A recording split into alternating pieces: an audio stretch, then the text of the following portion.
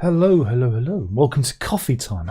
You know the thing where you move and you get cold. I just put my jumper on. I got a bit cold. Got a bit colder. Went to have a toilet break before I started, and I got a bit so I put my jumper on. It's coffee time where we look at the Daily Mail news. Oh no, why the Daily Mail?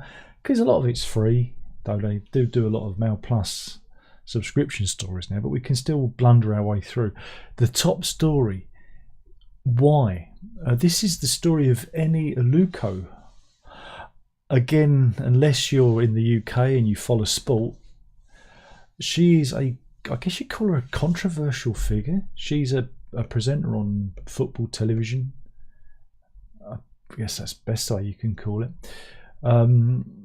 And she's also an ex-Lioness. She played for the England football team. But so, again, what happens in the UK, don't know if it happens in the rest of the world, but when sportsmen retire, they often go into punditry, talk about the sport in which they were involved. And Eni Aluko is one of those people. I'm not familiar with her work. I saw her appear on Andrew Gold's podcast, I think it was. But she's notable for putting the knife into Ian Wright. Ian Wright, again, very famous black footballer. She's black herself, but he's a very famous black footballer. He did the rap. He did the rap on the New Order World Cup song. And there'll always be a place in my heart dedicated to Ian Wright. No, that's not Ian Wright. No, it was the other one. That was the wrong one, wasn't it? You got the other. It was not Ian Wright. What's Ian Wright do? He was a footballer. I forgot the wrong one. Oh, that's very embarrassing. But anyway, not Ian. Who did Ian Wright play for? So you can tell football is not my. I don't know anything about sport, and I shouldn't pretend to know about sport. Ian Wright, did he play for? I'm going to have to look him up. Who did he play? I'm getting confused with the other fella. Ian Wright. I'm having a major brain fart moment. Ian Wright. Who did he play for? Crystal Palace and Arsenal. That was it. Now I remember. I'm getting mixed up with the other fellow. Did he play for England? I don't think he did he? He never played for England. So why am I getting him confused with the other fella?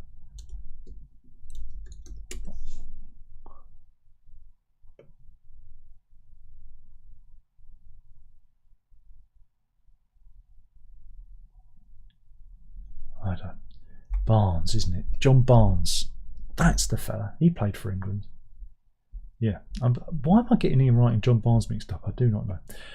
But anyway, she had a go at Ian Wright, who is a pundit as well, saying that he all blew up in her face, and now she's retiring from broadcasting. Again, why this is even a story, I do not know, because she's not been established that long, as far as I know, and she's been quite a controversial figure. Again, I think this is a symptom of the younger millennial folk who think they can stomp into a situation and commandeer it. Whenever you're working with anyone, it's a collaborative process, and you have to tread lightly, and you don't always wash your dirty linen in public, and that's what she's done. And recently on was it Talk Sport, Simon Jordan, another pundit, had a go at her, and this is her reaction. Again, I think it was related to the Ian Wright incident. Again, because he's a much beloved figure. Here they are together, and but yes, she suggested Ian Wright blocked her from work, and that a lot of men should be removed from commentating on women's football. And it's like, okay, can we get all the women out of commentating on men's football then? If we said that would be deemed as sexist, would it not? But anyway. She says that British TV is a toxic space and has quit broadcasting. That's because she couldn't get her own way. It's ridiculous. Absolutely ridiculous. And why it's the top story, I do not know. Pundit quits football gig. That's the story. Thanks, Daily Mail. Meanwhile, fresh issues for Keir Starmer. It never ends, and that's because all of them are bent. They're all iffy, all of them, because it's it's a club. It's a club, whether you're left, right, or centre. It's a nice little club, and we do favours for mates. And yeah, this is again, they're questioning his judgment, right? Because they removed the whip from Lord Matthew Doyle, and that's the important thing. Once you have the whip removed, it means you've been a naughty boy, because he has links to a guy called Sean Morton. And again, Doyle had campaigned for Morton back in 2017, and this was after Morton had been charged over certain images he had of young people, of young folk. And party chair Anna Turley is calling for Lord Doyle to be kicked out of the upper house, insisting he didn't tell the truth before he got elevated to the lordship. Here we go again. So we've got somebody who campaigned for a friend of the playground. Again, you've got the language you use just to avoid the algorithm. You have to be creative. A friend of the playground, before he got, he was a friend of that guy before he got made a lord. And again, all these people have very, very questionable moral judgments. Again, I don't know about you, but if a friend of yours was found to be in possession of certain imagery, I think they'd be off the Christmas card list, wouldn't they? But we don't have this here. And again, it has echoes of the Mandelson scandal. So again, they're pouring it on Starmer. Education Minister Georgia Gord said, I think the decision and the announcement was made on December the 10th, and I think the story was later in the month, but I think the Prime Minister has looked at this afresh, given the commitment he has made to ensure the high standards in public life. It's all a bit late, isn't it? It's all a bit late. So yeah, they're flapping around that, and there he is, looking as hapless as usual. Hapless he is. But apparently in a new opinion poll, Kemi Badenoch, I've got to say it right, is now the front runner to be most popular as PM, overtaking Farage and Starmer. Again, I wish she wasn't a Tory, because I like the cut of her jib. She's very sharp. She's very good at delivering an answer to a question. And like I said, it's just a shame she's on that side of the house, because if she was in Labour, I wouldn't have any problem with voting for her. Meanwhile, this is we're going to Canada. We've got one of those mass shootings. This is in British Columbia. A shooter has killed 9 people and injured dozens more at a secondary school.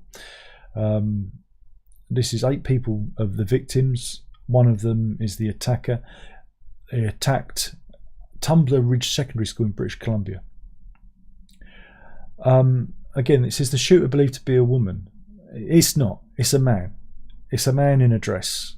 And the media keep doing this, and they should. The whole point of the media is to tell the truth, and they want to pussyfoot around the truth wherever they can find it. It's been revealed online who this person is. I'm not going to name them because we'll only give them any celebrity out of this, but it's one of those people that think there's something they're not. And they murdered their mother and I think it was their mother and grandmother, or mother and aunt. Okay, I haven't got it here, but and then went on to attack the school. A total of 27 people have been wounded, and 2 with life-threatening injuries. But they say the attacker hasn't been named. It's out there. It's out there. And they were described as a female in a dress with brown hair. No, it wasn't. Again, you put a dress on that makes you a female? No, it doesn't. Stop lying, media. Tell the truth. This is why people get fed up with you. And it's the same with the politicians. It's the same with all of this. Tell the truth. Yeah, it gives certain people a bad image that they're constantly doing this. But that's the truth of the matter. Speak the truth. Okay? But it's a terrible case. And it seems like that poisonous school shooting... how could you describe it? Again, it's an ideology that's spread to Canada, and that is frankly, terrible. It's a terrible thing. And here is the school involved, and you know, my thoughts are with the victims and the victims' families, and thankfully we don't have any of this in the UK. But it's shocking to see it, you know, hit Canada. But we really do need to deal with the mental health crisis, with especially those who are delusional enough to think that there's something they're not, you know. But here we are.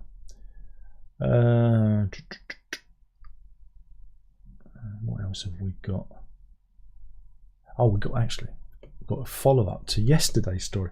Do you remember we was talking about the Irishman who was detained by ICE in the US? Do you remember? And I knew something would come out. It turns out that Seamus Cullerton, who lived in the US for over 2 decades and built a life in the Boston area, he'd had a business and he got married to a US citizen, right? Had entered the country on a tourist visa waiver that entitled him to stay for just 90 days.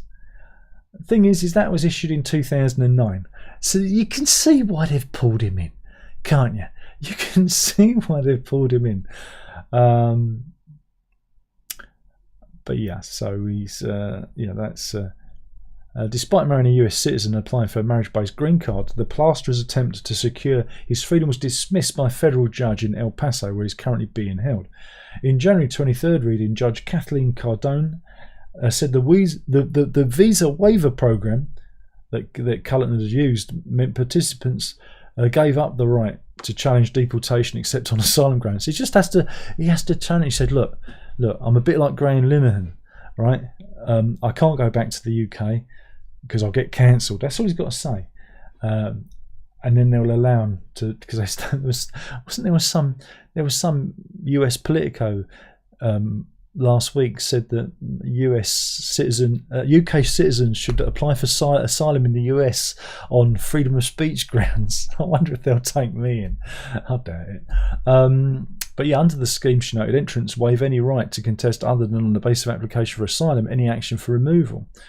But yeah, again, that visa waiver scheme back then was meant so you came in and you left. You know, it's for people, holiday makers and things like that. And so yeah, he's kind of stuffed. He's stuffed now. But yeah, he was arrested after police carried out a license plate check on his vehicle outside a Home Depot in Massachusetts. He was initially taken to a detention centre in Buffalo, New York, before being transferred to the one in El Paso. In October, an immigration judge ordered he be released on a $4,000 bail, which would be paid by his wife, but the decision was later overturned after authorities argued that the visa waiver entrants are not entitled to bail. He's gone and done a wrong, and again, here he is with his missus, and I'm surprised they've not just jetted him out of the country already. Absolutely silly, you know, to do that. Silly. Ping. Oh, Britain braces for heavy snow. No wonder, I thought it was a bit chilly. That's why I put me woolly on. It's been a bit mild. Met Office warns up to 4 inches. Oh, missus, you're going to get 4 inches. Ain't you the lucky one?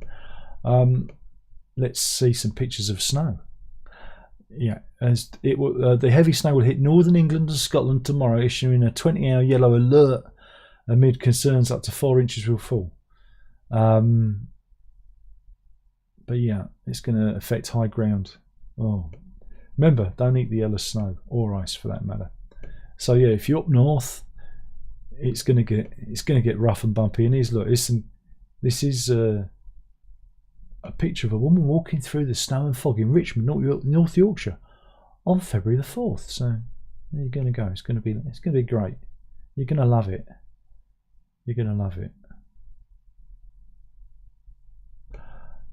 Oh, I've got some fresh news from the World of Stupid. I do like World of Stupid. This is a food vlogger, right? Emma Amit, who's 51, and made a viral video where she ate a highly toxic devil crab. There you go. I don't fancy it much myself. I'll just have the salad. But yeah, this was at a seaside home. In the clip, she was seen relishing a bite of a sea snail, and the seafood was cooked in a large pot filled with coconut milk, and here she is.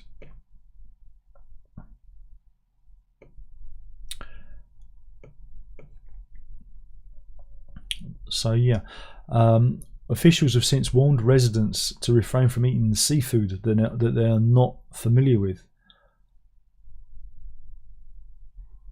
In the clip, she was seen relishing a bite of sea snail, but Emma was said to have fallen gravely ill the next day as a potent cocktail of neurotoxins flooded her bloodstream. The initial footage showed Emma and her friends hunting shellfish and crabs in a mangrove forest near a house in the town of Puerto Princesa on February the 4th. Now I wonder if, yeah, but I don't think she ate the crab deliberately. I think this may have been accidental. Neighbours said that Emma was convulsing as she was taken to the local health centre. She later was rushed to hospital after her health took a critical turn and her lips turned reportedly dark blue and she remained unconscious. Despite their efforts to treat her, the mother was declared dead on February the 6th. Again, there's no evidence here that it was some sort of dare. Ladi Gamang, chief of the Lutzviminda village, said he was confused by Emma's death as she and her husband were both experienced fishers. He added, "This is really saddening because we should have known. She and her husband, they're both fisher folk and they live by the sea. So I know they know about the devil crab and it is dangerous to eat. So why did she eat it? That's what I'm confused about." If officials said that they investigated her home and found discarded brightly coloured shells of the devil crab amongst the rubbish. And Laddie added, "I saw the shells, there were around 8. I don't know if all of them were devil crabs, but they did look alike. So to the residents of Puerto Princesa, I'm urging you to be doubly vigilant. Do not eat these dangerous devil crabs, as they've claimed 2 lives here in the town, and don't gamble with your lives." Oh my goodness. So 2 people. Don't tell me her husband died. Oh no. A local fisherman died in October last year.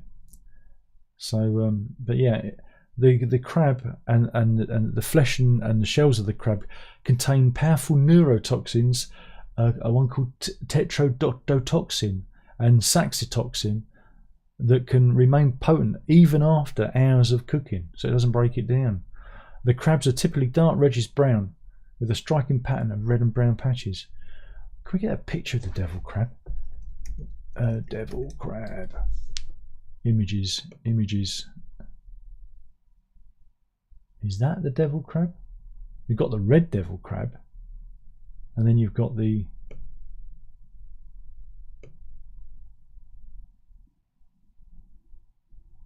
it's this fella here. I don't know about you. Is that recognisable? Just looks like a crab. Anyway, don't eat the crab. The crab's off, everyone. Don't eat the crab. What a terrible story. Oh man, I've got to cover it because it's about what's going on in Iran. Recently, the Iranians have been very annoyed with the Islamic regime that's brutalising them, and they had a little uprising, and it was being quashed. I mean, there's been figures. They say there's figures of about 16,000 dead, but this sounds like there might be even more than that. Let me just adjust this because I'm beginning to white out because it's a sunny day. That's a bit better. I look kind of normal now. But yeah, a doctor known only as Dr. R and a member of the Ada Health Alliance said that many wounded civilians have been found lying in their treatment beds, still attached to their machines with bullet holes in their heads. Yeah, they've been shooting wounded protesters in their beds. So I'm just going to get this. I'll get this right in a minute. That's better. And they've accused the Islamic Revolutionary Guard Corps of murdering the injured in their beds, and this is just, again, we normally keep it light, but we've got to just talk about this because I don't think the media is making enough of the slaughter that's going on in Iran, and everyone seems to be turning away from it. And it's just, and here are the Iranians protesting in Tehran, and yeah, it sounds like they're brutalising them further. What else have we got?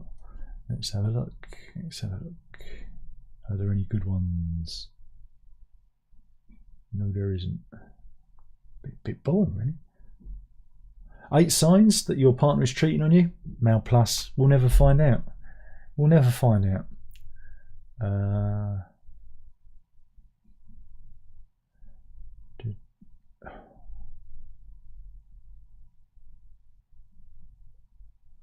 Well, this is a local story which has affected us up here in Essex. 2 men have been arrested after they were caught red-handed dumping waste in the field. Thousands of tonnes of shredded rubbish and plastic have been fly-tipped over the past year at Birchfield, a Traver-owned site in Stapleford Tawney in Essex, and you can see the extent of it. Again, how is this allowed to happen? It's allowed to happen because it's a traveller site, and the police do not want to go on the traveller site because they probably get a good hiding. And again, my issue with the traveller community is they do stupid stuff like that. Oh look, and now it's gone dark again. Eee. There we go. And they do things like this. They do not respect their community and the environment. I mean, yeah, it looks pretty grim.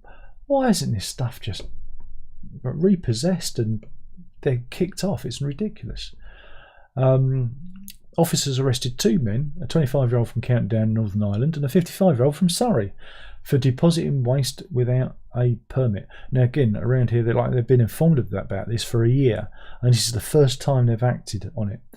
An Essex police spokesman said around 3:30 p.m. on Friday, February 6th, we responded to a call from a concerned member of the public. Again, it's probably because an articulated lorry was emptying itself onto those fields. But people local to the area said they've been complaining about it for a year, and this has taken them this time for them to react. Police spokesman added, despite one of the suspects due to leave the country on Monday, officers acted swiftly and decisively to safeguard the site, secure evidence and ensure the correct agency is leading the investigation. And we thank the member of the public who reported this. And yeah, this is something that's going on up and down the country, and I think there needs to be, severe penalties. Forget cat; they need to be jailed. 10 years. 10 years in jail. It's as simple as that. And the problem will end. The problem will end. Meanwhile, more Keir Starmer. Keir Starmer's in there. He's in there. Yeah, Labour has been accused of disrespecting Britain after Sir Keir Starmer's government has dropped His Majesty from official communications. The government said it's made a strategic decision to remove references to His Majesty the King in all public communications, instead of replacing it with the bland UK government. And the change has been made without public announcement, consultation or explanation, raising serious questions over Labour's attitude towards the monarchy and Britain's proud traditions. Again, because they're part of a huge ideological experiment. They're all ideologues. Don't worry, the next lot who get in will change it back again. But yeah, that's what it was like. HM government, fair enough. And now it's UK government. I imagine someone has made a nice bit of money out of that. How many, was it $500,000 to change all the documents for that? Probably a mate of Keir's, backhander, pint down the pub. You know how this is done. The Conservatives have denounced the move. Why hasn't Farage denounced it and branded it disrespectful towards Britain's history, culture and constitutional settlement?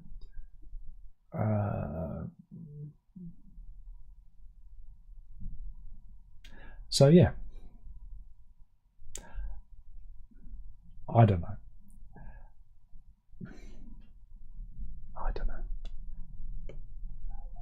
Oops, a daisy. What else have we got? Meanwhile, Labour's one in, one out migrant deal faces a new legal challenge as channel migrants claim it breaches their rights under modern slavery laws. Of course it does. Oh, let's just go to the Winter Olympics anyway. This is Ilya Malinin, who's performing on Sunday night. And this figure skater stunned the crowd with an amazing backwards somersault. Here we go. 1, 2, 3, whoop. Let's watch that again. 1, 2, 3, whoop. And that's brilliant. And that's dramatic. and landing on a single skate. Thing is the judge don't recognise that move, so you won't get any points. So that's no good. Meanwhile, 2 athletes have been disqualified from the Winter Olympics after a banned substance was found on their skis. WD-40. This is fluorinated wax, and it's a substance that's been prohibited since 2023 to 2024 season. Known as fluor, the wax gained popularity amongst skiers in the 80s for its capacity to boost an object's glide, having been used in sailing. God, it's getting darker now. We had a bright moment, and now I feel like it's night time. And who was banned again? Han Dassam and Lee Hui-jin of South Korea have been banned. Here they are. There's one of them in action. So not right that. Meanwhile, another Olympian has been threatened with disqualification. Yeah, Vladislav Haraskevich, a Ukrainian, has been threatened because of the helmet that he's wearing. He's wearing a helmet that is what he calls a remembrance helmet. Here he is there, and it features the portraits of his fellow Ukrainian athletes who have died at the hands of the Russians during the Russian conflict. Here he is, but it's not up to spec, you see. You can't have it. The International Olympic Committee has said, nah, can't do that. And but you know, he wants to remember his colleagues. I don't know, it's a tricky one, isn't it? It's a tricky one. I don't know, is he right? Is he wrong? Is there a right time? Maybe if he gets on the podium he can unveil a tribute. But is it really distracting the other Olympians? I don't know. I don't know what the rules. I'll have to look up the rules, isn't it? Yeah?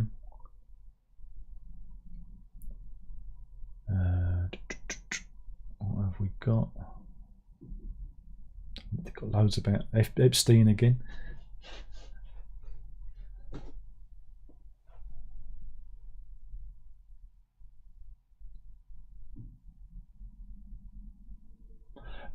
This is kind of an echo of yesterday's story. NHS staff have been told it is unacceptable to discourage cousin marriage. This is new guidance insists the risk of having a genetically ill child is only slightly increased. Right, so this is coming from the National Child Mortality Database, the NCMD, based at the University of Bristol. And it warned employees against a blanket approach to the practice. Cousin marriage, fairly common in the Pakistani community, remains legal in the UK despite attempts to ban it. It won't get banned, not now. The NCMD received more than £3.5 million in taxpayer funding to record and interpret data on all children who died. The organisation's report states it's unacceptable to discourage close relative marriage in a blanket way. Because the risk of having a child with a genetic disorder is only slightly increased. It adds that genetic counsellors should meet with couples and their relatives, advising them how to consider arranging future marriages outside of the family. Your kids aren't freaks, but your kids' kids could be. All right.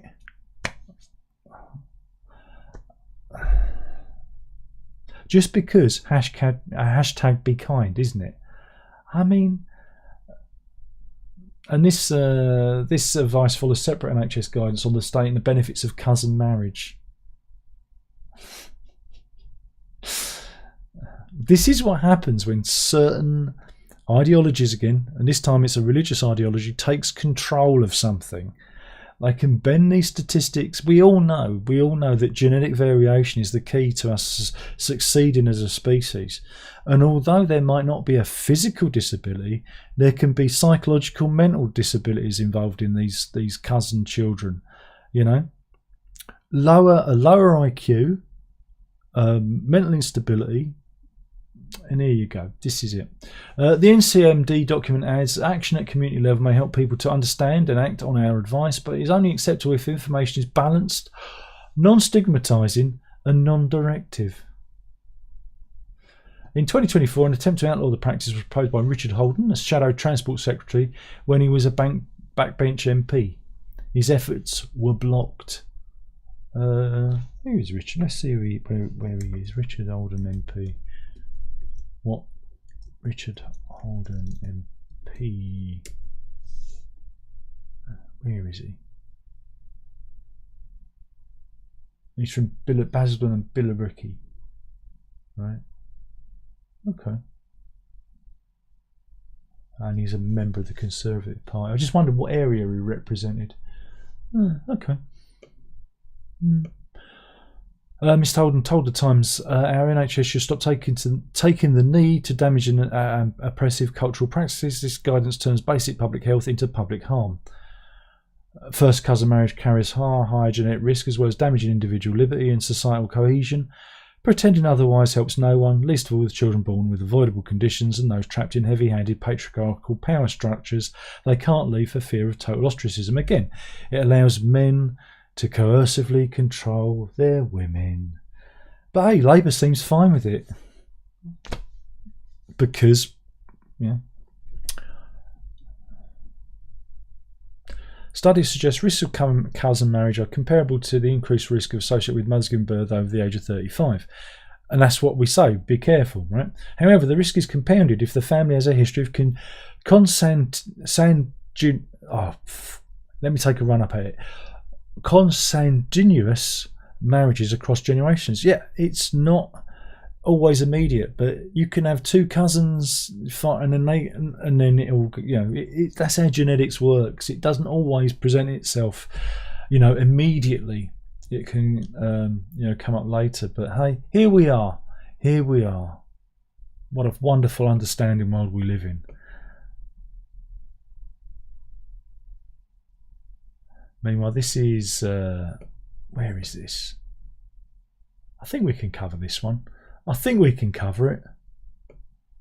Got to find out where it is. This is because there's a video. There's also an advert.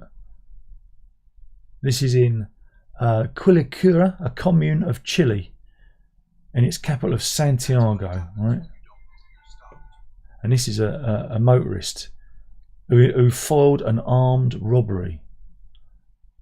Sounds exciting, doesn't it? So here we go. He's following the robbers, and then bammo!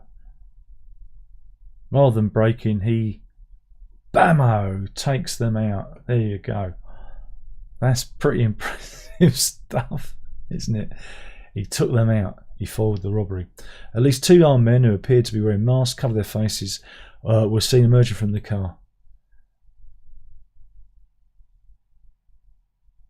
But there we go. This happened on Saturday, and the couple target were about to access the Vespuccia Naughty motorway from a national road called Route S. So yeah, that car was going to stop to rob them, and they just ran them over.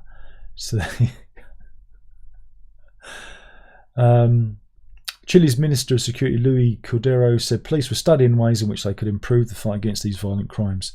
Lawyer Marcelo Ubijar said it was unlikely the driver who mowed down the criminal trying to force him to stop would face prosecution, adding, given the place where the incident occurred, it is well known for these so-called encerronas, I guess that's the name of the robbers, the reaction of the motorists could be justified as self-defence. Absolutely. Just run them over.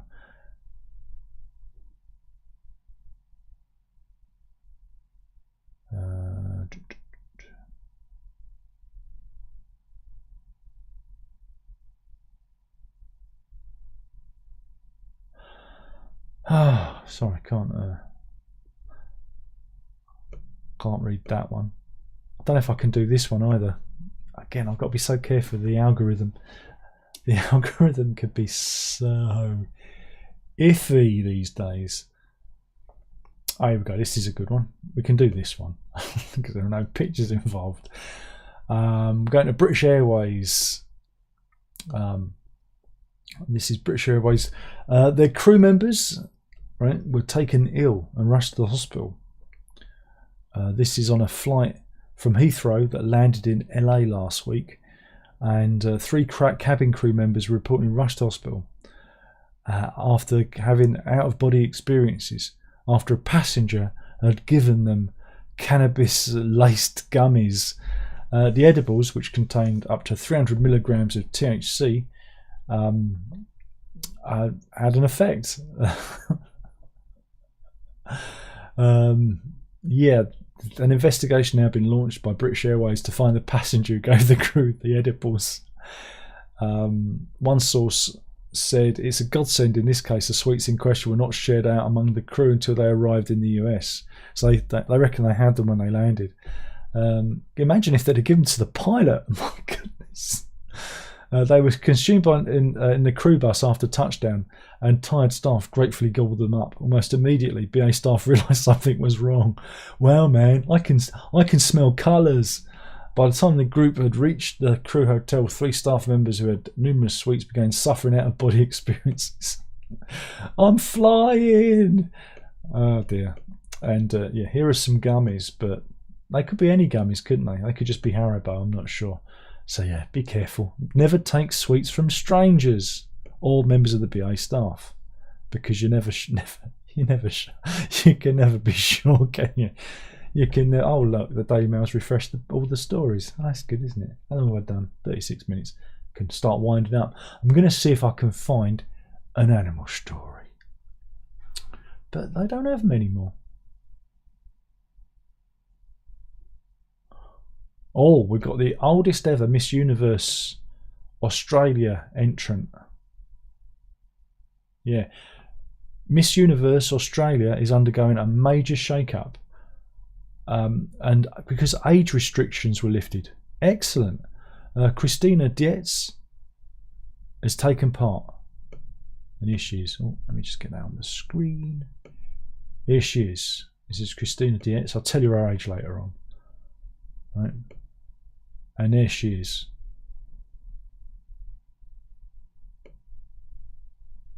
And she's 38. She's from South Yarra in Victoria, and says she's kept herself in good nick and deserves a shot at the title. Why not? Absolutely, why not? Previous contestants could be aged from 18 to 28 years old. But yeah, they're raising the restrictions. So we're going to... It's because I don't know if you noticed, all the old birds, they look after themselves. Young birds, they all let themselves go, don't they? They go to seed a bit earlier. But I say, good on the old birds, isn't it? And it misses. Good on the old birds. They always keep themselves in good nick. Because you never see an old fatty. You never see an old fatty because they will die. Sorry, I'm saying that because we want you to live longer. We want you to live longer. We want you to live longer. That's the thing. So get out there. Got to get out there. Have a good walk. Oh, wait a minute. Here we go. I can end on an animal story. No more upset fatties. All the fatties are gonna go, ah. We're moving from fatties to beavers. Why not? Beavers have been legally released at 2 sites in Somerset as part of efforts to restore a river and wetland there. One involved a mother and her 3 children, while others involved a pair of Eurasian beavers. Who doesn't love a beaver? I love a beaver. Do you love a beaver? Good. They were released across the National Trust Holneycote Estate on Exmoor, which is in Somerset, on Tuesday. Natural England granting the charity its second licence to release the species into the wild after the first took on the National Trust Purbeck Estate in Dorset in March. And here they are. They're releasing them into the wild. There they are. And it's an effort to restore. Oh, look at them. Look at their little faces. They're big, aren't they? I thought beavers were smaller than that. They're quite big, quite chunky. Oh, look at the beavers. But yeah, excellent stuff. I mean, again, if you're of a certain age, you're gonna be a fan of a big hairy beaver, aren't you? Again, it's yeah. It didn't come out quite right, did it? Anyway, Ben Eardley, project manager, said this is incredibly exciting and the latest step in our ambitions to restore huge swathes of Somerset. Beavers are extraordinary partners in our work to restore nature at scale. Over the last few years, we've seen how their dams and wetlands transform the landscape and create habitat and help buffer both floods and droughts. Each pair or family need their own space. So they go, and they play a vital role in slowing water flow, creating and holding wetland habitats and reducing erosion, and improving our water quality. Beavers became extinct in Britain more than 400 years ago due to hunting for their pelts, meat and glands. Beaver. Okay, what are beaver glands used for? What were beaver glands used for? AI answer. Beaver glands produce a substance called castoreum, which was historically used for food flavouring, especially vanilla, raspberry and strawberry, and in perfumes to add a leathery note or as a fixative, and in medicines to treat headaches, fever and hysteria. Now you know. Beaver glands. So yeah, very good. Very good. So if you're down in Somerset, keep your eye out for the big hairy beavers. Excuse me. I'm just going to do this one quickly. It's not beavers, but apparently a swarm of interstellar objects have detected passing within Earth's orbit around the Sun. Oh no. Here we go.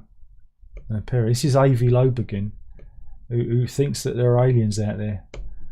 Could be anything, couldn't it? So yeah, there you go. I'll see if there's anyone in the chat. Probably not, because I've scared them off with my talk of big hairy beavers. Andrew's in. He says I'm in. Ian might play for Arsenal. Yeah, I was having a major brain. I don't know much about football. That's the problem. I like to pretend I know about things, but if you watch any of my content, you know I'm just winging it. I'm just winging it. Probably like Ian Wright did, yeah, or John Barnes. I bet they winged it. Wing football. Wing. Help me out here, guys. Help me out here.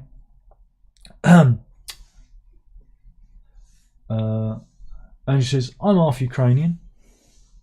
There you go. And Bond has retracted his message because it was too controversial. Payne's in, and he's ahead of time. What time was you meant to be in?